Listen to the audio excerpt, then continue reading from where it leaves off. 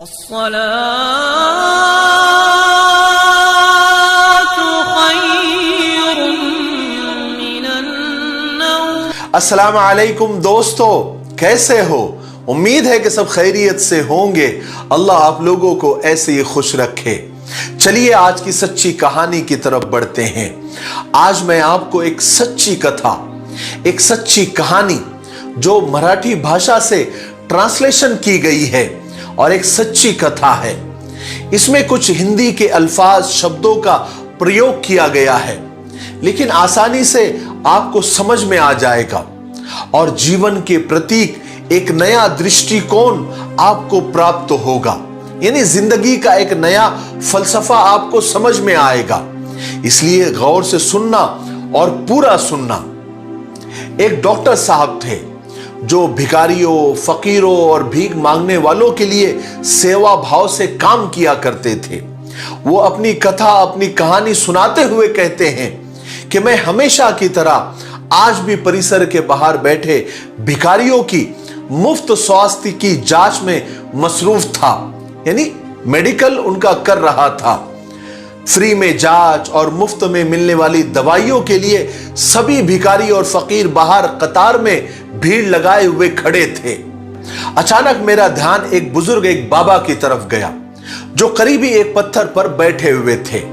सीधी नाक, घुंघराले बाल, बारीक आंखें, जिस्म पर धब्बे थे लेकिन साफ सुथरे कपड़े। कुछ देर उन्हें देखने के बाद मुझे यकीन हो गया कि वो बाबा, वो बुजुर्ग भिखारी नहीं है। उनका दाया पैर मैंने देखा कि टखने के पास से कटा हुआ था और करीब ही एक डंडा, एक बैसाखी रखी हुई थी। फिर मैंने देखा कि लोग आते जाते उन्हें कुछ दे रहे थे और वो लेकर रख लेते थे। मैंने सोचा कि मेरा अंदाजा ही गलत था। वो बाबा, वो बुजुर्ग तो भिखारी ही था।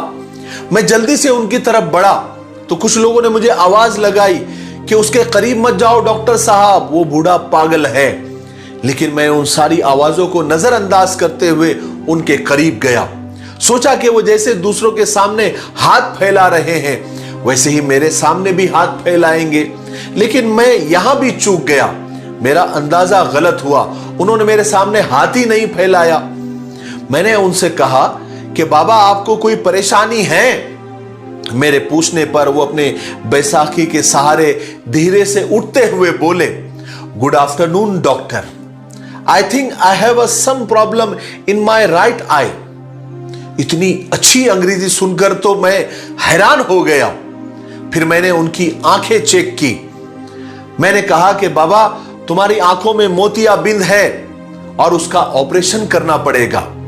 बाबा बोले, ओहो, cataract, I had cataract operation in 2014 for my left eye in Ruby Hospital. मैंने पूछा, बाबा आप यहां क्या कर रहे हैं? तो बाबा बोले, मैं यहां रोज 2 घंटे भीख मांगने आता हूं डॉक्टर। मैंने कहा, लेकिन क्यों बाबा? मुझे लगता है आप बहुत पढ़े लिखे हैं। वो बाबा हंसे और हंसते हुए बोले, पढ़े लिखे और हम? मैंने कहा, बाबा आप तो मेरा मजाक उड़ा रहे हैं।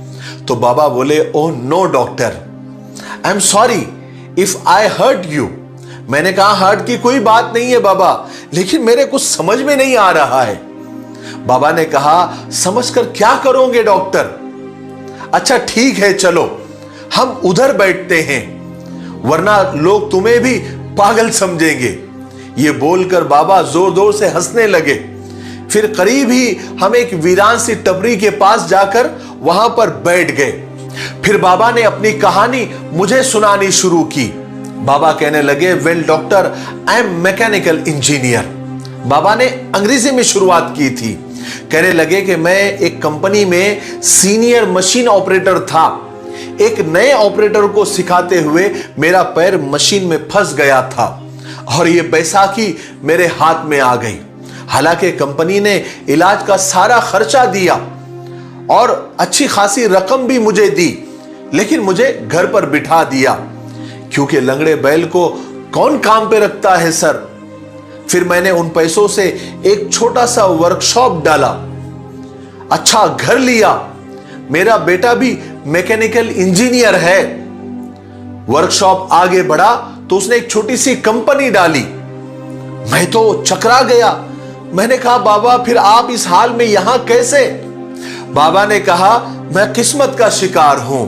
मेरे बेटे ने अपना बिजनेस बढ़ाने के लिए कंपनी और घर दोनों बेच दिए। मैंने भी बेटे की तरक्की के लिए कुछ भी नहीं कहा और मेरा बेटा सब कुछ बेच बाच कर अपनी बीवी बच्चों को लेकर जापान चला गया, जापान शिफ्ट हो गया और हम जापानी गुड्डे और गुड़िया को यहीं पर छोड़ दिया, हम यहीं पर रह गए। ऐसा कहकर बाबा हंसने लगे।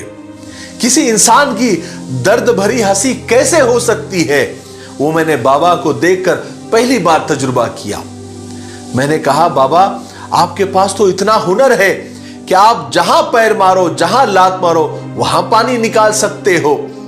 तो बाबा ने अपने टूटे हुए पैर की तरफ इशारा करते हुए कहा कि लात और पैर कहां कैसे मारूं, मुझे बताओ। बाबा की बात सुनकर मैं भी शर्मिंदा हो गया, मुझे भी खुद को बुरा लगा। मैंने कहा बाबा आपके पास इतना अच्छा हुनर है, इतना अच्छा तजुर्बा है, आपको तो कोई भी नौकरी दे सकता है। बुजुर्ग ने कहा कि यस डॉक्टर, इसी वजह से तो मैं एक वर्कशॉप पर काम भी करता हूं। 8,000 तनख्वाह मिलती है मुझे। मेरे तो कुछ समझ में नहीं आ रहा था। मैंने कहा बाबा फिर आप यहां कैसे? 8,000 तनख्वाह मिलती है आपको?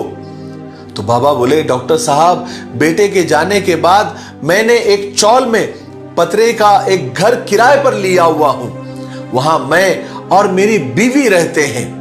मेरी बीवी को पैरालिसिस का यानी लकवे का अटैक हुआ है, वो उठ बैठ नहीं सकती। मैं 10 से 5 नौकरी करता हूं और शाम 5 से 7 यहां पर भीख मांगने आता हूं, फिर घर जाकर तीनों के लिए खाना तैयार करता हूं। मैं तो और हैरान हुआ। मैंने कहा कि अभी आपने बताया कि घर में आप और सिर्फ आपकी बीवी रहती है, फिर आपने ऐसा क्यों कहा कि तीनों के लिए खाना तैयार करता हूं? तो बाबा ने कहा डॉक्टर साहब मेरे बचपन में ही मेरी मां का इंतकाल हो गया था। मेरा एक जिगरी दोस्त था, उसकी मां ने मुझे बेटे की तरह पाला और पोसा था। मेरे जिगरी दोस्त का 2 साल पहले हार्ट अटैक से इंतकाल हो गया था। उसकी 92 साल की यानी 92 साल की मां अकेली रहती थी। मैं उसे भी अपने घर ले आया, वो अब हमारे साथ ही रहती है। मेरा ये सुनकर मेरी हैरानी की तो कोई इंतहा नहीं रही। मैं दिल ही दिल में सोचने लगा कि इन बाबा का तो खुद हाल बुरा है। पत्नी यानी बीवी अपंग है, माजूर है, खुद इनका एक पांव नहीं है, घर बार नहीं है, जो था बेटा बेचकर चला गया और ये आज भी अपने दोस्त की मां की देखभाल कर रहे हैं। ये कैसे इंसान है? आज के दुनिया में भी ऐसे इंसान जिंदा है क्या? इंसानियत और मानवता आज भी जिंदा है? मैं यही सोचने लगा। कुछ देर के बाद मैंने इत्मीनान से पूछा कि बाबा आपका बेटा आपको रास्ते पर ले आया, ठोकरें खाने के लिए आपको मजबूर कर दिया, आपको कभी गुस्सा नहीं आता अपने बेटे पर? तो बाबा ने कहा नो डॉक्टर, वो सब उसी के लिए मैंने कमाया था, जो उसी का था सो उसने ले लिया और चला गया, उसमें मेरे बेटे की गलती कहां है? मैंने कहा बाबा ये लेने का कौन सा तरीका है कि सब कुछ ले लिया और आपको भीख मांगने पर रास्ते पर मजबूर कर दिया? ये तो लूट हुई ना। अब मुझे आपके यहां पर भीख मांगने का कारण और वजह समझ आ गई है। आपकी तनख्वाह 8,000 है और आप इन 8,000 में आप तीनों का गुजारा नहीं होता, इसलिए आप यहां पर आते हैं। बुजुर्ग ने कहा कि no you are wrong doctor, मैं 8,000 में सब कुछ मैनेज कर लेता हूं, लेकिन मेरे मित्र मेरे दोस्त की जो मां है ना, उनको डायबिटीज और ब्लड प्रेशर है और इन दोनों बीमारियों की दवाइयां चल रही है। बस 8,000 में ये दवाइयां मैनेज नहीं हो पाती। मैं 2 घंटे यहां बैठता हूं, लेकिन भीख में पैसों के अलावा मैं कुछ भी स्वीकार और कबूल नहीं करता। वो मेडिकल स्टोर वाला है ना, मुझे 1 महीने की दवाइयां उधार दे देता है। यहां 2 घंटे में जो भी पैसे मुझे मिलते हैं मैं उसे मेडिकल स्टोर वाले को दे देता हूं। मैं बिना पलके झपकाए उस बुजुर्ग इंसान को देखता रहा। मैंने बहुत कोशिश की अपने आंसुओं को रोकने की, लेकिन मैं रोक नहीं सका। मैंने भरे हुए गले से कहा कि बाबा, किसी दूसरे की मां के लिए आप यहां रोजाना भीख मांगने आते हैं? बाबा ने कहा, दूसरे की? अरे उसने मेरे लिए बहुत कुछ किया है, अब मेरी बारी है। और मैंने उन दोनों से कह रखा है कि मुझे 5 से 7 एक बहुत अच्छा काम मिल गया है। मैंने कहा, बाबा, अगर उनको पता चल गया कि आप 5 से 7 यहां भीख मांगते हैं तो क्या सोचेंगे? बाबा ने कहा, अरे कैसे पता चलेगा, वो दोनों बिस्तर पर है, मेरी मदद के बिना तो वो करवट भी ले नहीं सकते, यहां कहां आएगी पता करने के लिए। और फिर बाबा जोर जोर से हंसने लगे। बाबा की बात पर मुझे भी हंसी आई, लेकिन मैंने कंट्रोल की और रोक ली। मैंने कहा, बाबा, अगर मैं आपकी माँ जी के लिए दवाइयां दूं तो ठीक रहेगा, आपको भीख मांगना नहीं पड़ेगा।